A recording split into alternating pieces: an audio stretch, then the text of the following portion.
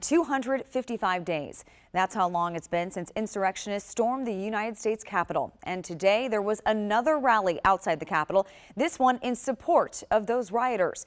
Several hundred people were there. The Justice for J6 rally called for the release of accused rioters from the D.C. jail. We've been talking about this rally for weeks now. Security was tight, fencing was up. Police were concerned about clashes between protesters and counter-protesters. But overall, no major issues. Police say 4 people were arrested. Let's begin our coverage with Mike Valerio.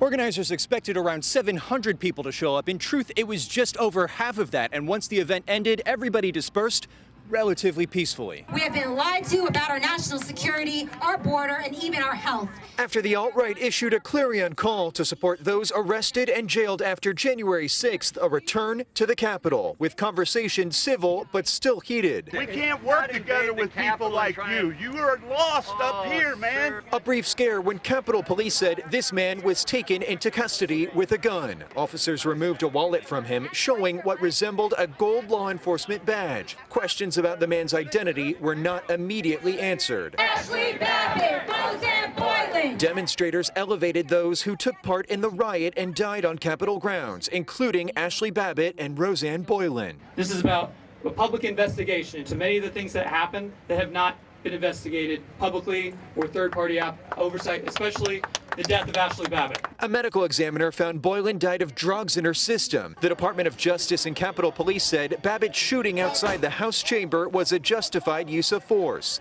I was obviously hoping for more people, but the fear campaign did seem to work. Kesia is a supporter from Maryland, protesting the jailing of those she called, quote, nonviolent political prisoners. But of the 71 defendants in jail nationwide, 47 of them are charged with assaulting or interfering with law enforcement. Most people who are in prison right now, or in jail, I should say, yes, are on charges of assaulting law enforcement. Well, I've looked at the films, and obviously nothing was intended, but things turned into a show, you know. By 1:30, Justice for J6 had come and gone, with organizers vowing this rally would not be their last. At the Capitol, Mike Valerio, WUSA 9.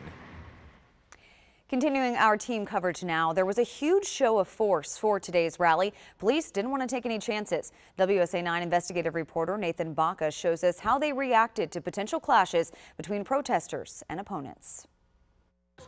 A show of force from Capitol Police, D.C. Metropolitan Police, and officers from surrounding counties. We spotted an officer holding a launcher capable of firing tear gas canisters at long distances. But officers didn't use those launchers because for the most part they succeeded in keeping the so-called Justice for J6 protesters separate from their counter-protesting opponents. We're expecting people to come and behave themselves and peacefully express those rights. We certainly have a contingency of police officers that are here if we need to engage individuals who decide not to peacefully do that, but we're prepared. The only scuffle we witnessed was near 2nd and Constitution Avenue when counter-protesters refused police directions to move from a sidewalk and were surrounded or pushed out of a perimeter. Here at D.C.'s Central Detention Facility, an increased number of guards on shift today. However, inside D.C. jail sources tell us that the accused insurrectionists did not want protesters to come here today, fearful that it would interfere with their ongoing cases. D.C. jail reports 37 accused insurrectionists inside the facility as of the beginning of September. It adds they are not in solitary confinement, nor are they being denied medical care. As for the cost of this show of force, from the all-hands-on-deck officer overtime to the fencing and the equipment, Capitol Police Chief Tom Major said Friday he didn't know how much it cost yet, but that he didn't anticipate having to react the same way for every future rally supporting accused insurrectionists. On Capitol Hill, Nathan Baca, WUSA 9.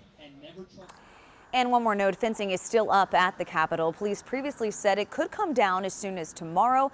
We will be sure to keep an eye on the area and let you know when that happens.